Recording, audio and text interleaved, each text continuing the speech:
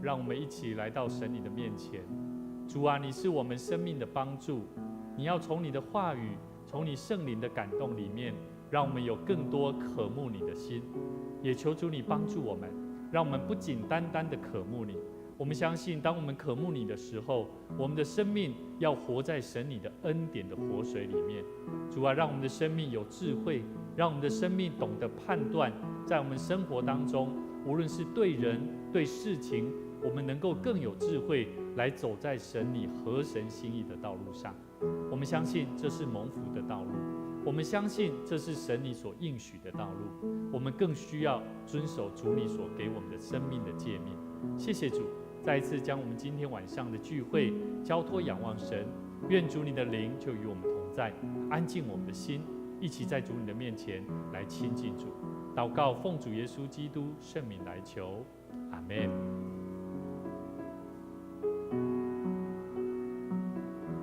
耶稣，我要爱慕你。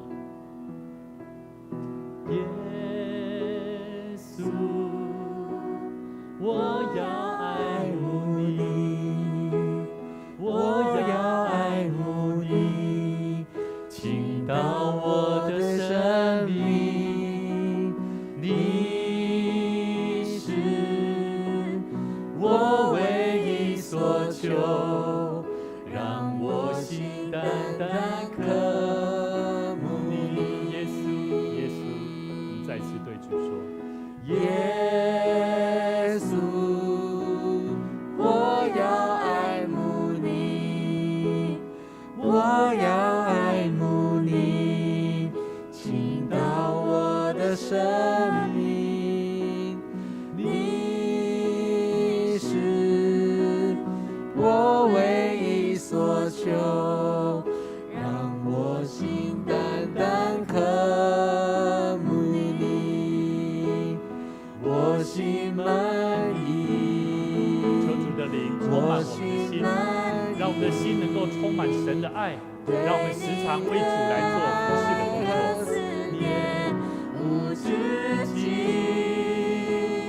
让我走向你的身旁，贴近你，主啊，我渴慕寻求你。我们再次从头，我们对神说，主啊，我要让我的生命更多的亲近你，更多的渴慕你，求主你的活水的生命来充满我们的心。我要爱慕你，倾倒我的生命，你是我唯一所求，让我心单单渴慕你，我心满意，我心满意，对你的爱和思念无止境，让我走向你的身旁，贴近你，主啊，我渴慕寻求你，我心满意，我心满意，我心满意，对你的爱和思念无止境，让我走向你的身旁，贴近你，主啊，我渴慕寻求你。这时候牧师要邀请各位，我们一起来祷告，我们一起开口来为你自己来祷告。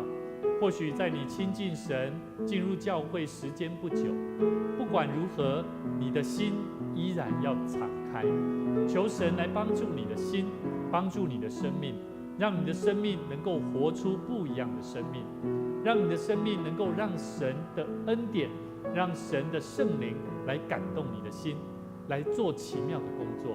我们相信我们的生命都是主所造的，我们的生命更需要活出神的样式。主，求神来帮助我们，我们一起开口同神来祷告。主耶稣，我们谢谢你，谢谢你引领我们，们的生命来到主你的面前。但是很多时候，我们不愿意将我们的生命交托给主。求神让我们更多的认识你，更多的亲近主，也能够更多渴慕你的心。主啊，求你的圣灵帮助我们，再次用圣灵的火来点着我们生命那软弱，甚至没有力量，甚至感到惶恐害怕的心智。我们再次将我们的心，将我们的生命交在主你面前。我们相信主，你在我们当中要再次来引领我们的生命，走在神你合神心意的道路上。主啊，谢谢你，我们要再次将我们今天晚上的聚会交托在主你手中。愿主你的灵引导我们，透过你的话语来经历神你恩典的作为。谢谢主，感谢祷告，奉主耶稣基督圣名来求，阿们。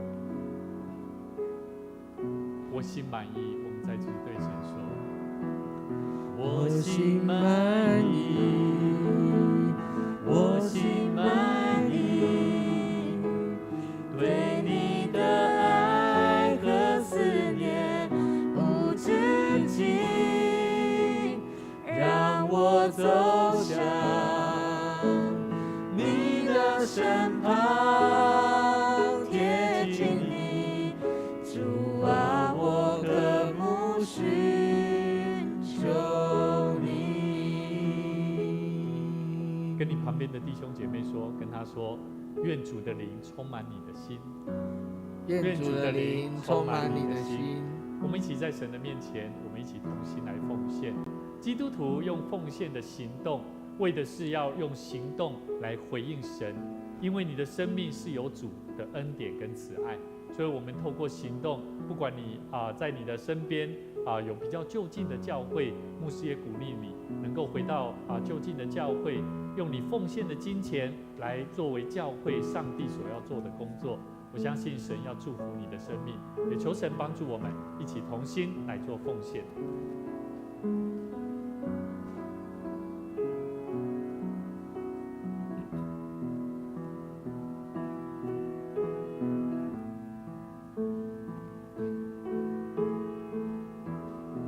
我们今天请子安来带领我们做奉献的祷告。感谢天父上帝赏赐我们在生活当中每天都有你的喜乐与我们同在。谢谢。现在我们要奉献我们手边的金钱，求你悦纳我们的奉献，将这些奉献能够使用在你的圣工上面，得着你的欢喜。我们这样子祈求祷告，都是奉主耶稣的名求，阿们。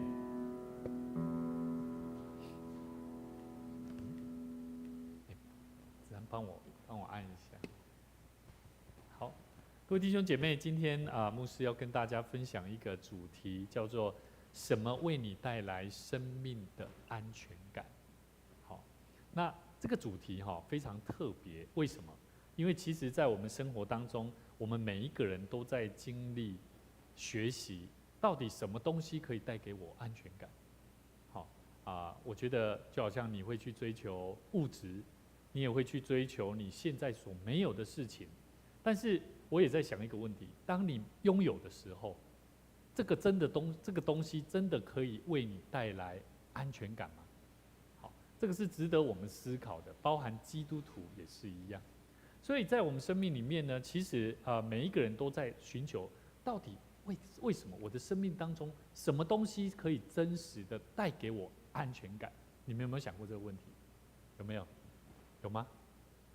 没有哈。那我们期待我们今天大家都能够一起来思考这个东西，因为这个东西呢，其实它不仅可以为你的生命带来助力、帮助，它会让你在惶恐害怕的时候，而不会被许多外在的事物或者是一种情欲的感动跟冲动而影响我们的行为。所以这个安全感很重要，因为人有平安，人有安全感，他会为他的接下来所要做的事情，会更加有信心跟安排的动作。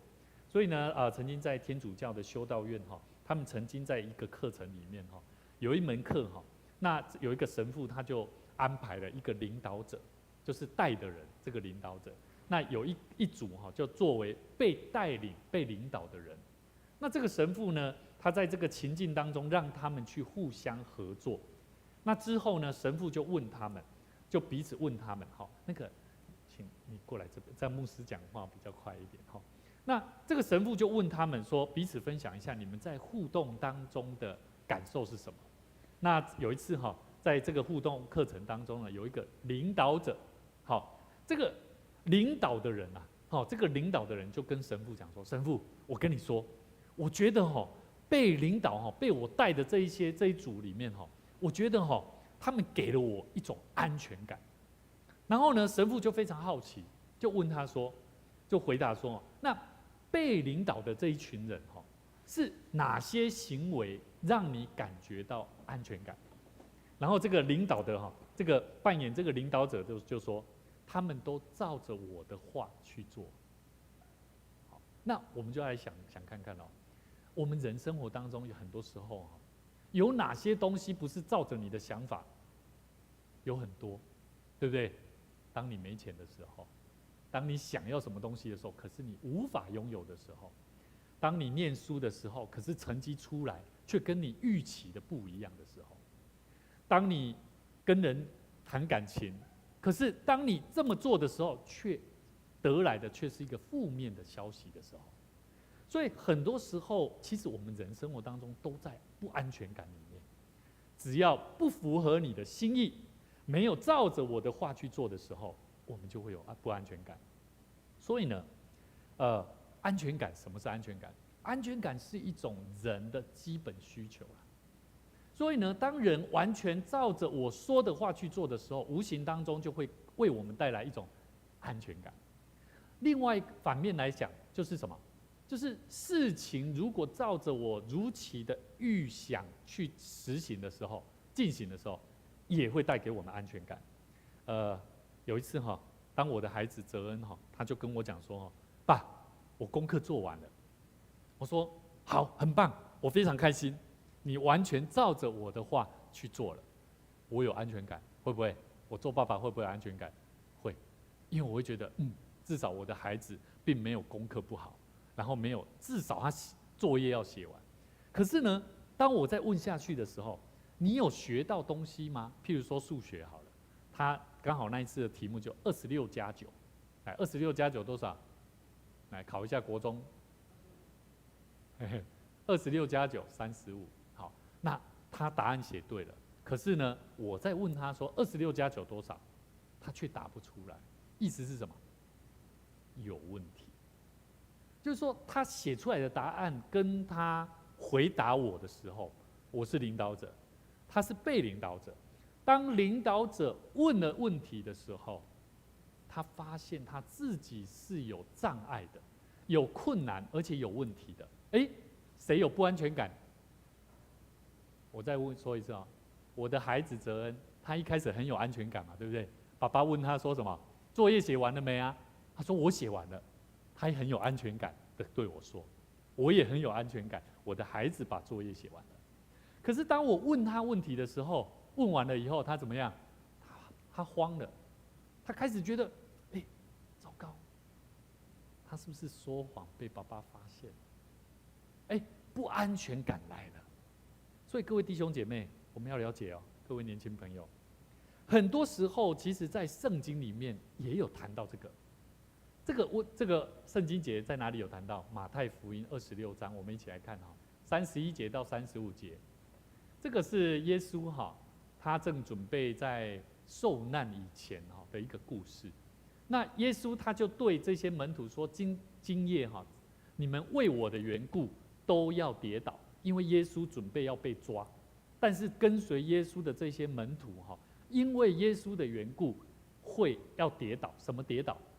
是生命里面的跌倒，就是原本跟随这个主他会为他卖命的，可是今天晚上你们会因为我的原因而跌倒。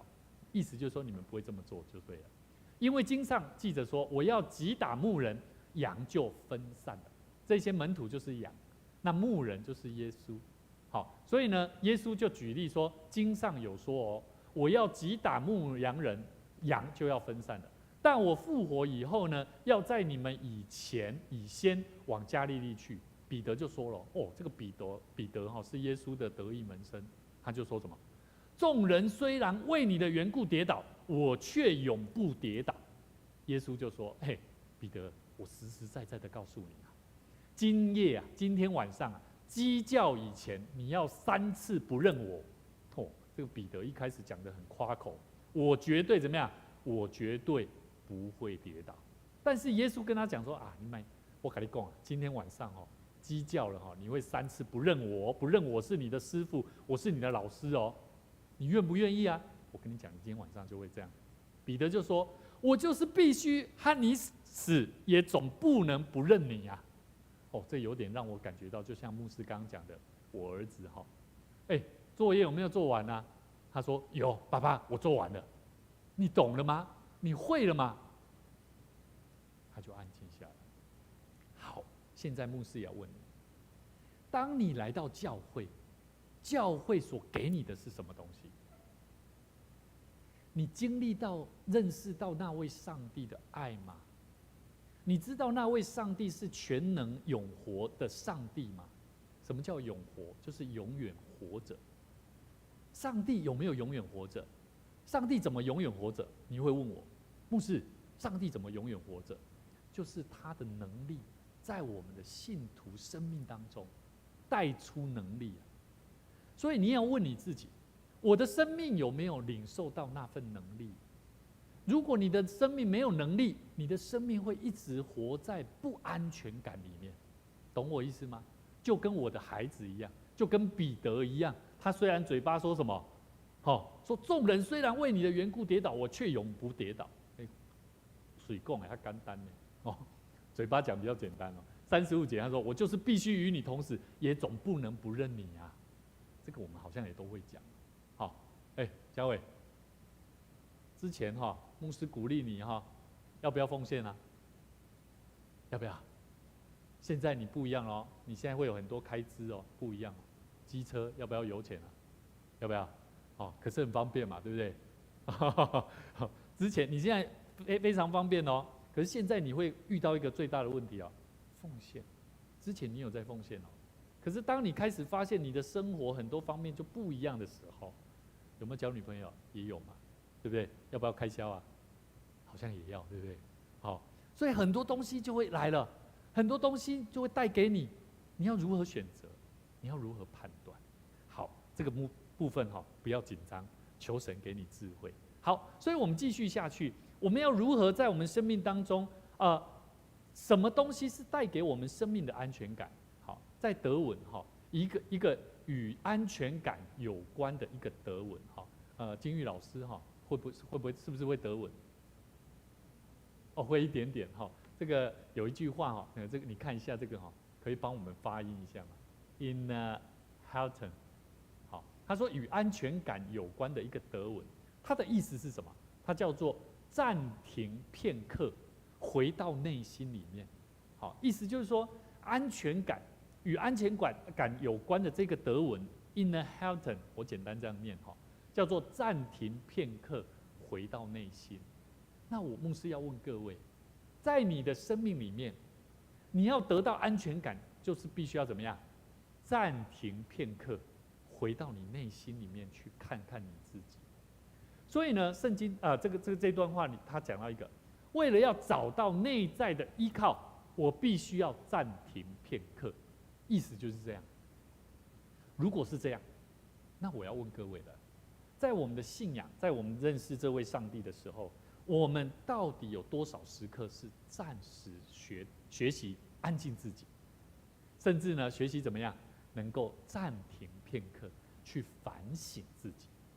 所以我记得看到现在这个云杰有2位朋友来到教会，我就看到好像1年前的嘉伟一样，真的很像很像，就是说他们来到教会也没有拿他们的书，慢慢的，当时他回答的话语就跟嘉伟一模一样。可是呢，牧师我有经验了，因为我知道嘉伟现在不一样了，对不对？嘉伟你现在下课就会来到教会念书了嘛，对不对？好，我现在就看到2位朋友，我就告诉他们，下次把书本带来。他们就说，好。第一次他们完全不在意，第2次，他们开始在乎了。好，牧师我会带来，好，甚至会开始回答。所以呢，其实我觉得让人原先不会去做的，让他开始学习暂停片刻、反省的时候，其实会带来改变的。所以跟你旁边的朋友讲一下，你遇到困难的时候，要暂时反省一下，停下来反省一下，停下来反省一下啊，很多事情都可以这么做。好。我问各位哈，当你有些时候你停下来反省一下，其实你的内心就会发现，你就有一个停靠站，你会去开始思考，我的生命到底的立足点在哪里？我是为什么而做这件事情？甚至我为什么而活？很自然的，内心的安全感就会拥有，这是很正常的反应。来看一下哦，看一下这个图哈。但是呢，大部分的人并不是如此。因为每一个人的生活、生命当中有一个叫做不好的情绪，也会有不好的感受。这个东西你必须要先做的，叫做允许它存在在你的心里面。可能你过去曾经做过什么事情不好、不 OK， 但是没关系，你要知道，我要知道我自己允不允许它存在。有人曾经这么讲：“牧师，你不要再请我做这件事情。”因为我不敢做，不好意思。我说为什么？因为我以前做这件事情有不好的经验。那我就说，不好的经验有什么关系？你试着改变就好了。他就说，对啊，我就觉得一想到我就觉得很不好意思。那我就在想，跟你旁边的人说不要说不好意思。我说的不要说不好意思，是说有些时候我们常常说不好意思，不好意思，然后我们不敢往前进，我们不敢往前迈进，所以不好意思是针对礼貌性的。但是如果你时常人家在邀请你，甚至老师希望你能够去达成的时候，你都说不好意思，我真的不会，不好意思，你不要再邀请我了，不好意思，这件事情你去请别人吧，不好意思怎么样，都是反面的。所以我们要知道，当你允许生命当中的那个曾经不好的情绪、不好的感受的时候，你会开始抓到你要如何站的停靠点，然后自然就会为你的生命带来安全感。所以呢，这是每一个人都会遇到的感受。今天牧师要带大家了解，我们要怎么样抓住这个停靠站。基督徒要学习知道，到底我们生命的停靠站在哪里。好，钟璇，你觉得你现在找到了吗？还没。你觉得你来教会会不会有安全感？可是回到家里面会不会有安全感？也会有。那我相信你已经找到了。好，我们一起来看圣经里面罗马书8章28节，我们一起来念我们念标点和合本的，我们大声来念学习念主的话语，然后也学习操练我们的口才来，我们晓得万事都互相效力，叫爱上帝的人得益处，就是按他旨意被召的人。好，这里讲到万事互相效力，它的好处的秘诀在哪里？看一下，看这段圣经节，我们都知道啊，万事互相效力，它的好处在哪里？好处的秘诀在哪里？在后面那一句话，嘉伟，看你的，要怎么做？怎么做？怎么得益处？不是，我说的后面那一句，要怎么样才可以得益处？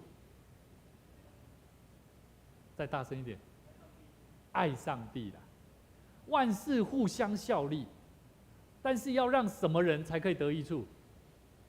爱上帝啦，不是说万事互相效力，所以来，嘉伟，最近牧师身边没什么钱，借我一下。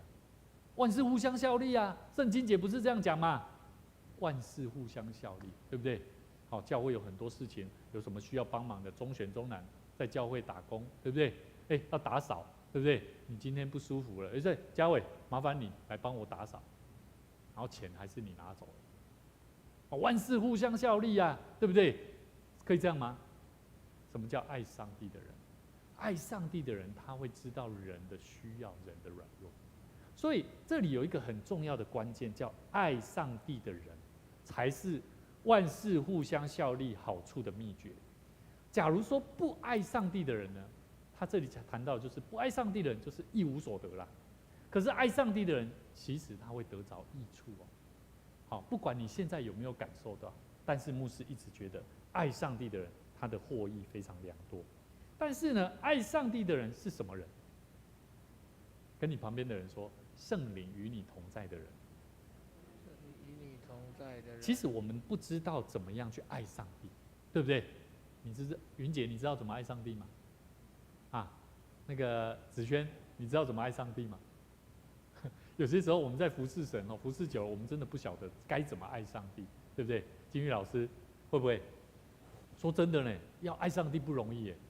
我虽然做牧师我好像看圣经，好像爱弟兄姐妹，可是有些时候，我觉得爱上帝这个话语这个词不见得那么容易理解。所以呢，圣经里面如何教导我们怎么做？我们来看罗马书第8章的26节跟27节，我们回去看。我们刚刚看的是28节，我们回来看26节到27节，我们一起来念。来，况且我们的软弱有圣灵帮助，我们本不晓得当怎样祷告，只是圣灵亲自用说不出来的叹息替我们祷告，鉴察人心的，晓得圣灵的意思。因为圣灵照着上帝的旨意替圣徒祈求。各位年轻朋友，上帝他知道我们的内心爱不爱他。可是呢，你爱他，你爱上帝，可是呢，一遇到困难，一遇到你生命的难处，你就垮了，你就离开上帝了。你也不祷告，你也不求，你也不向上帝祈求。那你觉得你是爱上帝的，是吗？是吗？简单举个例子，你爱不爱你爸妈？不爱。父母亲都是很多孩子爱的，假设啦假设不管你爱不爱，牧师还是期待你去爱。爱父母亲是天经地义的事，因为父母亲他会用爱来爱你。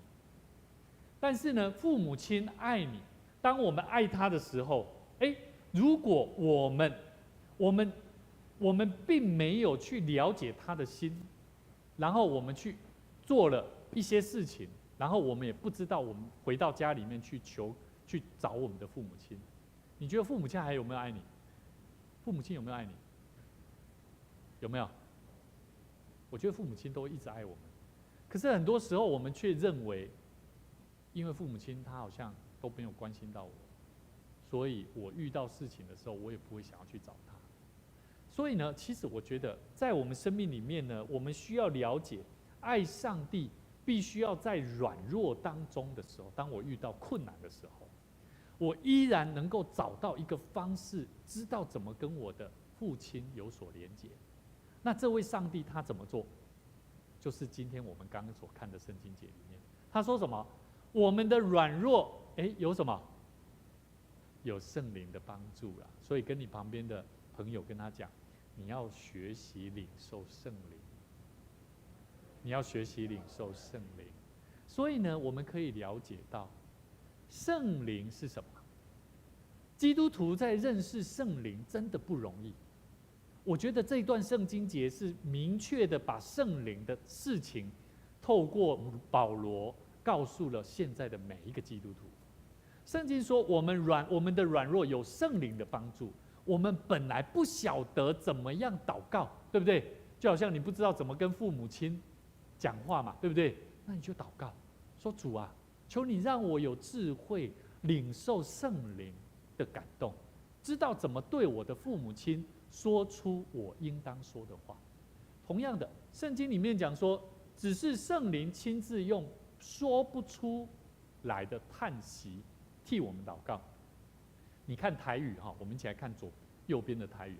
唔过圣神自己圣灵他自己用话未当表达的，用话没办法表达的，来替我们祷告，告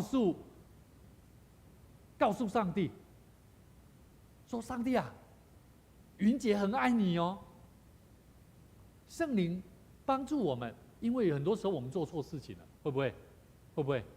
有时候我们跌倒了，我们做错事情了，我们软弱了，我们会觉得我们跟上帝，哇，主啊，求你怜悯我，我真的做错事情了，但是我不知道怎么跟你祷告。那个时候，人在最软弱的时候，你最需要靠圣灵，因为圣灵用说不出来的话语，用言语讲不出来的话语，为我们祷告，甚至让我们重新跟上帝建立关系。所以我要告诉你，即使你认为父母亲不爱你，但是你要知道上帝爱你。你要知道上帝爱我们的心，他知道我们的生命的软弱在哪里。所以不要让你生命的软弱，让你的生命的软弱一直带着你走。圣经里面说27节说，鉴察人心的晓得。什么是鉴察人心的？就是上帝啊，上帝创造我们嘛，对不对？所以如果基督徒他不透过圣灵，就是这句话，鉴察人心的上帝，他知道圣灵的意思哦。因为圣灵是照着上帝的旨意来向圣徒祈求的。请问你要不要做圣徒？要。可是圣徒却不靠圣灵，圣灵他会不会把这个照着上帝的旨意，告诉你？会不会？他就不会告诉你。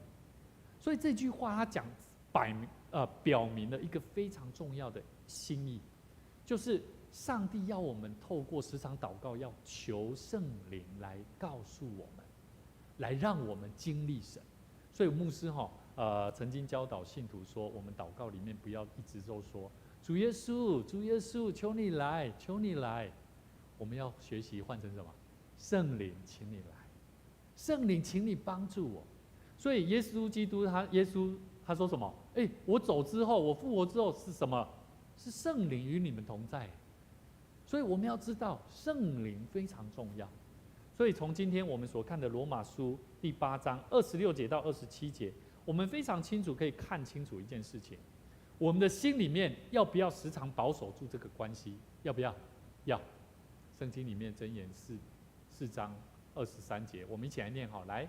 你要保守你心，胜过保守一切，因为一生的果效是由心发出的。我们要怎么保守自己的心？就是在困难当中，遇到坏事情，不管遇到什么样无助的事情、软弱的事情的时候，病痛当中的时候，不要离开神。第二个，你不仅要守住你的心，要告诉自己说：主啊，求你让我在这个困难痛苦当中学习经历你所要给我学习的功课。好，所以呢，跟你旁边的同学朋友甚至告诉他，遇到困难要靠上帝。遇到困难要靠上帝。功课不好，遇到功课困难要靠谁？靠自己。靠自己啊！其实鼓励你去找老师啦，主动去找老师。像牧师以前国中念书不太好的时候，我发愤图强，下定决心就是做一件事情，就是下课时间，就是找老师，让老师那10分钟的我们已经下课了，可是实际上我让老师是晚了8分钟休息，再去接下一堂课，我就一直问问题。所以其实我是觉得说多问问题，其实对你是有帮助的。好，所以基督徒每一个信徒，我们在能力上，不要因为遇到困难而怎么样就放弃自己，而我们应该要靠圣灵的能力，靠祷告，靠保守我们的心，胜过保守一切。自然你的生命当中一生的果效都是怎样？嘉伟，请你念出来。一生的果效是怎么样？所以你的心里是想什么，你做什么事情就会成怎样，这样懂了吗？所以不要让你心里面想的不好的事情，就真的让它变成是这样。你要让你的心，让你的生命是回到上帝的恩典当中，祝福里面，自然你的生命就不一样。所以我们来看一下，我相信每一个人都会在求能力。你知道能力是怎么产生的吗？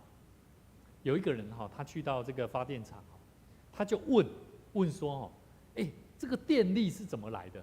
电力到底是怎么来的？然后这个发电厂的负责人他就说，是透过轮跟轮这个轮机啊，轮机在转动摩擦的过程当中产生的电力。那同样的啊，我们要思考，上帝给我们生命里面的能力怎么来的？跟你旁边的人说，透过摩擦来的。透过摩擦来的。摩擦就像我们在练诗歌哈，那个嘉欣，会不会有摩擦？好，简单讲，那叫摩擦嘛。你的理念、你的方式、表现方式跟我的表现方式是不一样嘛，对不对？在教会服事里面讲话、谈话里面也会一样，夫妻、男女朋友之间也都是这样。所以我要告诉你，摩擦不是就要说，我不要跟你在一起了，你好恐怖哦，不需要。你要知道摩擦的时候你怎么去表达，你要求神给你智慧。所以在我们生命当中，我们透过人跟人之间的摩擦，上帝要给我们智慧，得着那应当有的人际关系的能力。所以当我们在学习的过程当中，我们真的要克服。其实牧师在学习吉他乐器遇到了很多摩擦，什么摩擦？手部的摩擦，筋骨的摩擦，好累好累好累，对不对？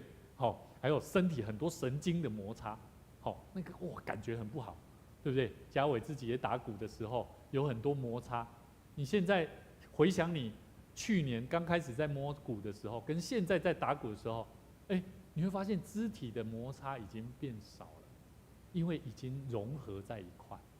所以人跟人之间，我们都要学习靠上帝带来的能力所给我们的安全感是什么？我们一起来看一段圣经节。好，我相信牧师跟你旁边的人说，期待这句话能够让你感受到上帝的能力。来跟他说，期待这些话能够为你带来上帝的能力。好，我相信这个能力透过上帝的话语，当你看完的时候，我现在比较更有安全感，因为这句话真的让我体会到上帝的存在跟能力。这是大卫的诗。我们来看撒母耳记下22章1到3节，大卫的凯歌。当耶和华救大卫脱离一切仇敌和扫罗之手的日子，他向耶和华念这首诗，他自己就作诗了。他说什么？他说：耶和华是我的岩石，我的山寨，我的救主，我的上帝，我的磐石，我所投靠的。他是我的盾牌，盾牌就是在抵挡那个人家的攻击呀。是拯救我的脚，是我的高台。他让我好像从那个最底层、最卑微的阶段，让我重新站在高台上。是我的避难所，我的救主啊！你是救我脱离强暴的。各位弟兄姐妹，各位年轻朋友，你看完以后，牧师期待你能够真实的去领受上帝所要带给我们的能力。当你学习倚靠他，当你学习将你的生命交托给他的时候，我相信上帝会透过你所遇到的人生的试验、困难，我相信你也会得着那不一样的能力。我们知道这个天体星空天体里面透过什么？是透过向心力跟离心力。我们知道这个银河系里面太阳系里面有很多星球，对不对？有木星、火星、地球，还有这个天王星、海王星、水星，它们怎么样围绕在这个太阳？怎么围绕在太阳？就是透过什么？向心力。可是向心力也有所谓的什么？离心力。向心力如果没有离心力，它不会让那一个东西在那上面。反而如果没有离心力，如果只有向心力，我们这样绕，我们的人地球你会发现里面的生物它是没有办法正常的自然运作。所以一个旋转体，我们在天体里面我们一直地球绕着这个太阳在转我们是需要向心力跟离心力。那我牧师就在想这跟我们的生命有点像。我们的生命里面如果你每次都是向心力，都是一直在跟上帝，我很爱主，我都怎么样？可是你生命都没有遇到什么难处我觉得好像也不太好有些时候我们稍微会有离心力，会稍微离开但是我们依然还是回到神的面前。以前牧师在大学4年级的时候，我在原先的教会服侍很热忱，那也在学生当中非常热忱的服侍。但是我曾经流浪1年，我觉得我自己好像离开神，因为我觉得好累好累，我希望休息。可是后来上帝他让我去到另外一个地方，让我重新回到他的面前。所以我觉得人一生当中，在亲近神的道路上面，我们都会有离开神的时候。但是牧师鼓励各位，我们要不断抓住跟上帝的关系，而让我们生命里面应当有的那个安全感，能够帮助我们走在上帝的恩典的宝座面前。我们再回到今天我们所看的圣经节，我们再一次来念罗马书第8章28节，来，我们晓得万事都互相效力，叫爱上帝的人得益处，就是按他旨意被召的人。使徒保罗他讲的这个意思非常广，他并不是说某几件事情互相效力，某几个人互相效力就好。他也不是说多数的事情，他是说什么？万事。什么是万事？是10000件事情吗？嘉伟，你觉得这个万事是什么？每一件事情。我们要知道，注意，我们要知道每一件事情都是互相效力的。所以基督徒如果在教会里面我们要传福音，我们可能也会遇到很多很难传的人，他很抗拒，他很不要。那我们要不要灰心？要不要？不要灰心啊！我们依然要怎样？我们要晓得万事互相效力。神要透过这件事情，透过这个人，透过他对我说的话，我要更多的学习，我要更多的操练。求主帮助我们。所以呢，这个万事都互相效力，我们要知道它里面的动词它是什么？它其实原文的意思，动词是现在式哦，它不是将来，也不是过去的，它是说现在，是不是已经效力过了？过去的已经效力过，也不是未来才会互相效力。很多时候我们做上帝的工作，我们都会先想到，等我预备好了，我们再来做。其实牧师鼓励各位，跟你旁边的人说，如果你可以的话，就一起来做。你可以的话，就一起来做了，意思就是说，如果你看到了，甚至你有人跟你讲了，你就怎么样？我就来试看看。所以很多时候我们要如何恳求神帮助我们，让我们学习。帮我按下一页哈。求神帮助我们能够学习安静下来。礼拜6或礼拜天，或者是每一次我们主日学做什么聚会以前，牧师鼓励各位，我们要前面的那一段时间，好好的来祷告，透过反省，透过静默，能够帮助我们的内心能够安静下来，然后我们直接就会找到那个生命的立足点。所以求主帮助我们，让我们找到我们生命当中的那个安全感。我相信，当你每一次来到教会亲近神的时候，你就会得着那神所要赏赐的平安跟祝福。我们一起同心来祷告。主耶稣，我们向你献上感谢的心，让我们一起在神你的面前，我们透过祷告来经历神。耶稣基督为我们在世上留下他宝贵的宝血，洗净我们的罪，为的是要让我们的生命能够活出不一样的生命，是一个重生的生命，是一个得救的生命，是一个重新回到神的恩典里面的生命。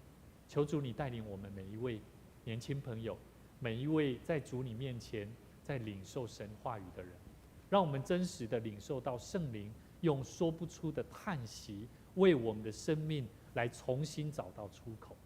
求主你祝福我们前面的道路，也让我们的教会能够充满更多靠着圣灵来为主你传递福音的精兵勇士。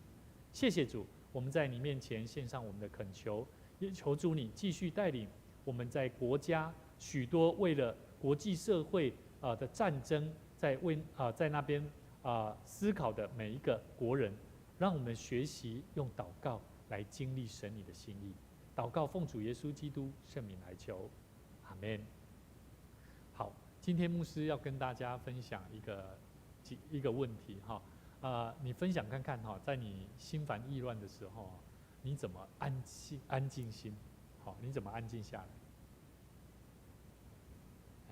你会做什么事都可以，好，都可以分享，这是简单的，你不用讲的，好像一定要很